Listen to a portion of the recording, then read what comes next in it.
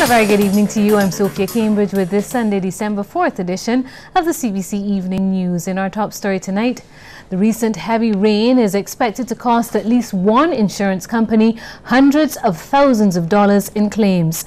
That's the prediction from General Manager of Cooperators General Insurance Company, Anton Lovell, as to how much his firm is likely to pay out. Kent Jerson has the details. As a major player in the insurance industry, Cooperators General Insurance Company is one of the firms receiving claims from customers resulting from recent rains that caused heavy flooding. General Manager Anton Lovell has been speaking to CBC about how much CGI expects to pay out to affected customers. Yes, it would exceed or go beyond $100,000, but I don't imagine from the reports that we're having so far that it'll reach anywhere around $500,000, $1 million. From the reports that we have been getting, we have a number of householders, a number of owners of commercial properties, but the number of incidents reported haven't been tremendous. Mr. Lovell says the disbursement this time around is not substantial when one considers a vehicle accident could cost an insurance company much more. He adds that people should ensure they have insurance coverage, which is easy to obtain. I keep saying Barbadians are so fortunate because in one single combo policy, you have a policy covering hurricanes, storms, fires, earthquake, flooding, fallen trees. The CGI General Manager also says insurance is quite affordable in Barbados. If you, for example, look at a home for $100,000, you could now get an insurance policy for less than $400 annually. So even if you divide that in 12, you can see it's $30-something a month. So it's just a matter of prioritizing and taking these things a bit more seriously. Don't wait till an event like this occurred and to be concerned and say, "Oh my, I should have an insurance policy in place." Mr. Lovell says his company is always prepared to respond to such events by ensuring timely settlement of client claims. Kent Jerson, CBC News. Thanks so much, Kent. And consumers will be paying more for gasoline and diesel as of midnight tonight. The price of gasoline will be adjusted from $2.84 per litre to $2.91 per litre. That's an increase of 7 cents, while the new price of diesel will be $2.12, up from $2.07, a 5-cent increase. The retail price of liquefied petroleum gas, or LPG, has also risen. The 100-pound cylinder, which previously sold at $134.37, will now retail at $147.68, an increase of $13.31.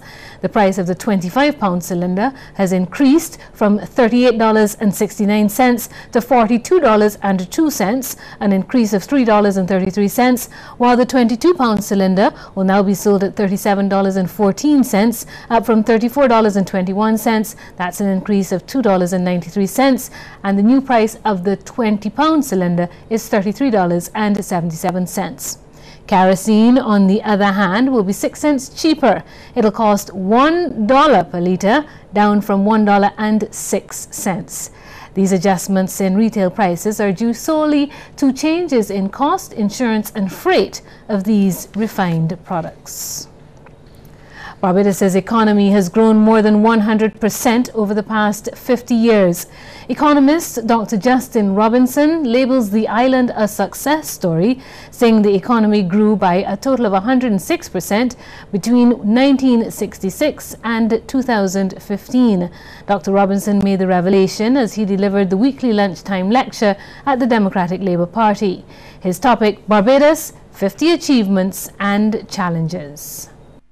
If you compare that to some of our neighbors, in that same time period, the Jamaican economy would have grown by about 74%, the Guyanese economy by about 87%.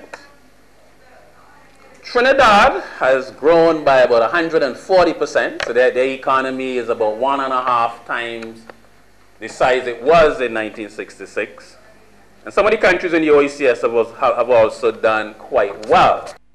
Well, Dr. Robinson says that a significant period of growth recorded in the past 50 years was under the leadership of late Prime Minister, the Right Excellent Errol Walton Barrow.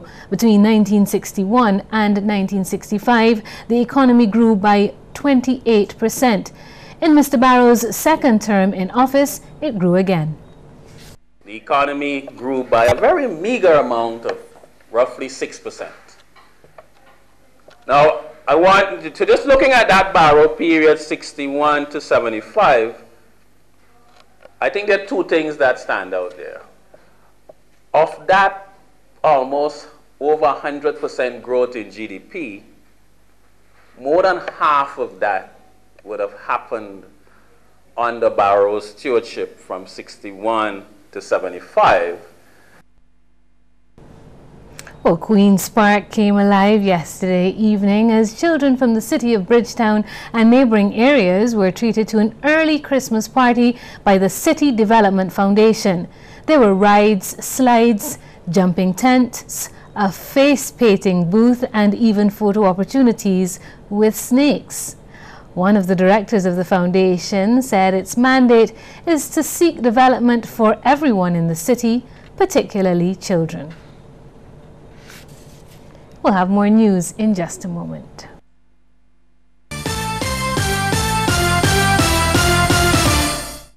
Where I make positive choices, my mind becomes more powerful. My body becomes more invincible. I have more energy for a play. I respect me. I have the power to abstain. I have the power to make positive choices. I choose the way I'm worth it.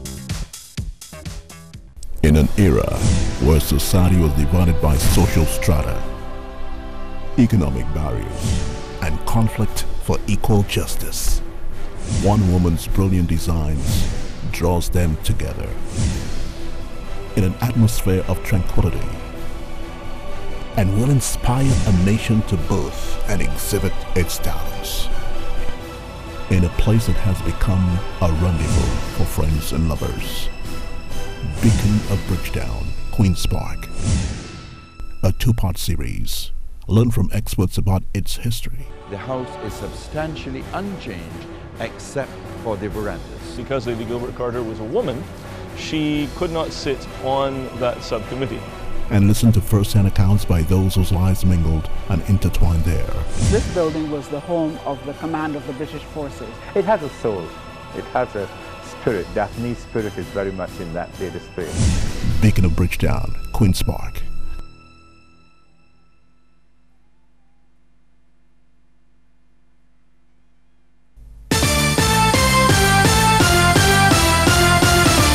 Well, the Barbados Kidney Association took a giant stride toward enhancing the education of Barbadians when it launched its handbook on the kidney at Bagnall's Point Gallery.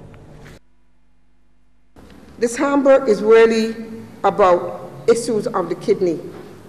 And we believe that when you go to this handbook, it will help you in terms of prevention of kidney disease.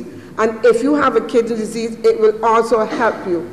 What we wanted to do, and we wanted to do this for quite some time, is that with this book, what we have in here, as we look at the contents of the book, Your Amazing Kidneys. Then we went on to the functions of the kidneys. Then we looked at the causes of kidney disease, and when your kidneys fail, what happens? And patron of the association, Dr. Henrik Ellis, says the handbook is vitally important as knowledge is power. A lot of people find themselves in trouble through ignorance, not knowing what they should do. And so they do things that harm themselves, and they don't do things that should enhance their health. And one of those organs in the body that finds itself in that way is the kidney. Lots of people don't know where the kidney is, they don't understand it. If you talk to people, they think the kidney is somewhere in the back, anywhere between the neck and the buttocks. They don't know where it is. It's really towards the end of the ribs, and it's protected by the ribs. So the kidneys, they're really protected. But they serve a vital organ, but just like some good people in the world, the kidney doesn't tell you anything.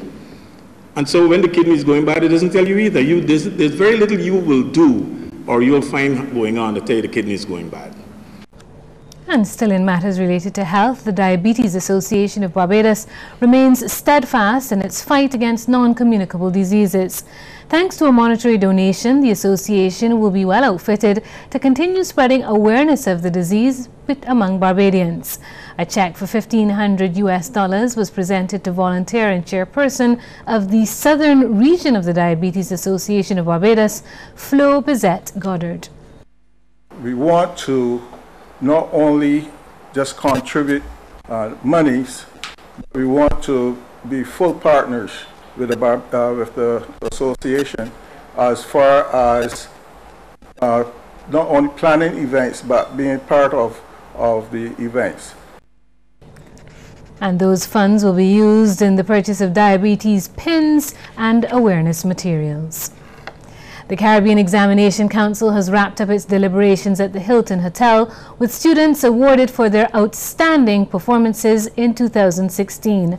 The council was also able to meet to discuss syllabus development, and Deputy Chairperson Marcia Potter said the event was a success.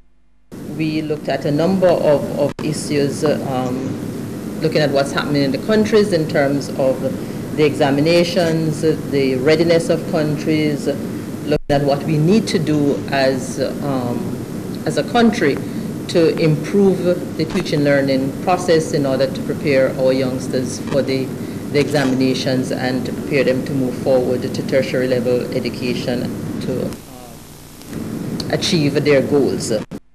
But CXC Registrar Glenroy Cumberbatch has identified some problem areas.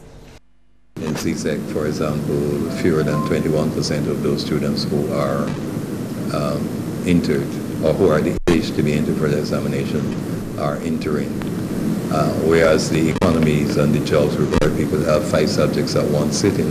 5 subjects to enter the employment or 5 subjects to enter university. Most students are leaving school without 5 subjects.